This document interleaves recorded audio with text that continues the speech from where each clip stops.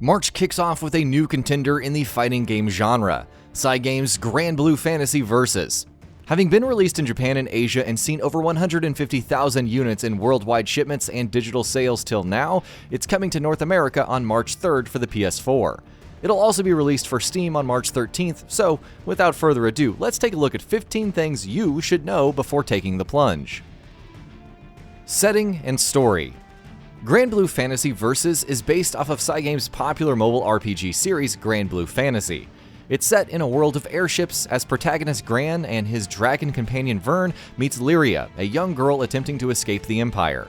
Joined by Imperial officer Catalina, the story sees the group traveling the skies. Granblue Fantasy Versus is about Gran, Lyria, and Vern traveling the world, meeting different characters with whom they have history, and fighting to free and recruit them. Fairly simple all in all, though a glossary system helps answer any questions that any new players will have. Art style. Arc System Works is known for its sleek art style, particularly in having detailed cel-shaded 3D characters with cinematic cutaways like in Dragon Ball FighterZ and Guilty Gear Xrd. Granblue Fantasy Versus is much of the same, sporting 2.5D visuals powered by Unreal Engine 4. However, the art style is courtesy of Final Fantasy series art director Hideo Manaba, giving a high fantasy JRPG feel to the character design and environments. Roster of fighters.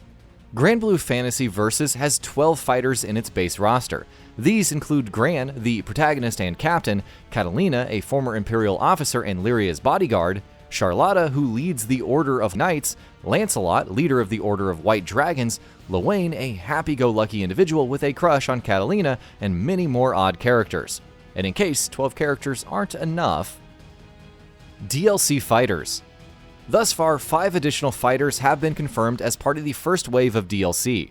These are Beelzebub, though he can be earned by completing RPG mode after his launch. Narmaya, a katana wielder who can switch stances for additional moves, Soriz, a hardened close combat expert, Jita, who's an alternate protagonist choice in the mobile game, and Belial. Beelzebub is the first DLC character arriving on March 3rd for PS4, followed by Narmaya. Easy combos.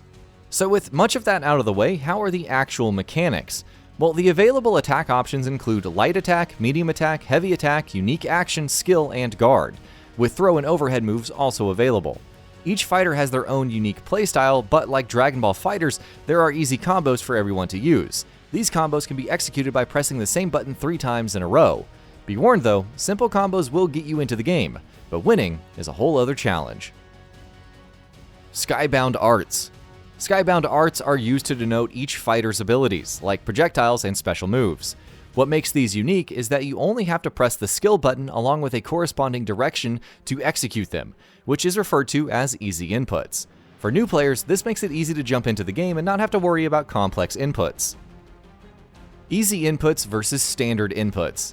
To fully maximize the potential of different abilities, you'll want to learn the actual button combinations, aka standard inputs.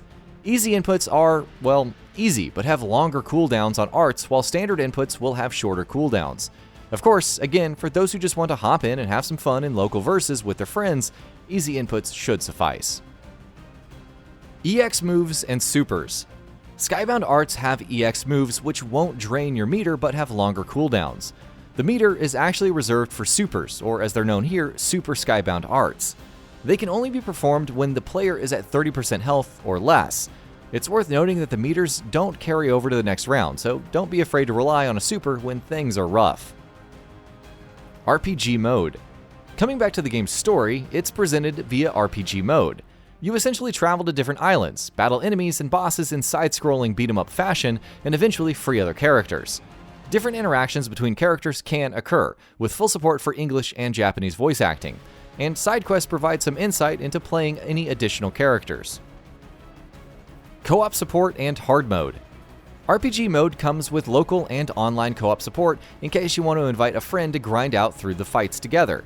There's also hard mode, which gives new attacks to bosses and makes them more challenging as a whole. In terms of overall playtime, expect RPG mode to last a good 8 to 10 hours. Weapons, grids, and skills. What could extend one's playtime significantly is the weapon grind. Weapons in RPG mode can be obtained as battle rewards, from crafting and shops or through other means, which we'll get into. Each character has different weapon grids, which allow for inserting a main weapon and several offhand weapons. Weapons are divided into R, SR, and SSR ratings, with SSR being the best. There's a main weapon aura and one or more skills for each weapon. The main weapon aura will provide a damage boost if it's the main weapon slot of the weapon grid. Skills come into play when slotted into the offhand weapon grids and can slightly boost certain types of attack, boost damage when low on health, or other options. It may sound complicated, but you can also have the game automatically optimize your weapon grids for some pretty good results. Gacha System. Of course, upgrading each weapon requires having duplicates of it, especially with the added RNG of them being SSR rating for the best results. To that end, you can spend in-game currency on the Gacha System in hopes of getting the best weapon drops, but there are no microtransactions here. Again, if you're just interested in the story, then you don't need to invest heavily into the crafting or the Gacha System, though unlocking some weapons does confer alternate weapon skins that can be used in multiplayer. Tower Mode and Auto Battling. As with other fighting games, there's a tower mode that allows for climbing a ladder of AI fights. You get better rewards as you climb higher, but you can also choose to auto-battle, which lets the AI take control of your fighters. Unlike, say, Mortal Kombat 11, this is reportedly not the quickest way to farm rewards, but if you're really keen on grinding without actually grinding, then this is a nice option to have. Steam release. In a surprise announcement, Cygames announced that Granblue Fantasy Versus would be coming to Steam on March 13th. The Steam version offers different graphical options along with gamepad and keyboard and mouse support. There's no cross-platform play or cross-save support with the PS4 version, and any codes to unlock bonus content in the mobile game are not included. No rollback netcode. Unfortunately, those looking to invest heavily into the online multiplayer of Granblue Fantasy Versus may run into some issues. Rollback netcode isn't present, and you're effectively rolling the dice on whether matches will be smooth or stuttery messes.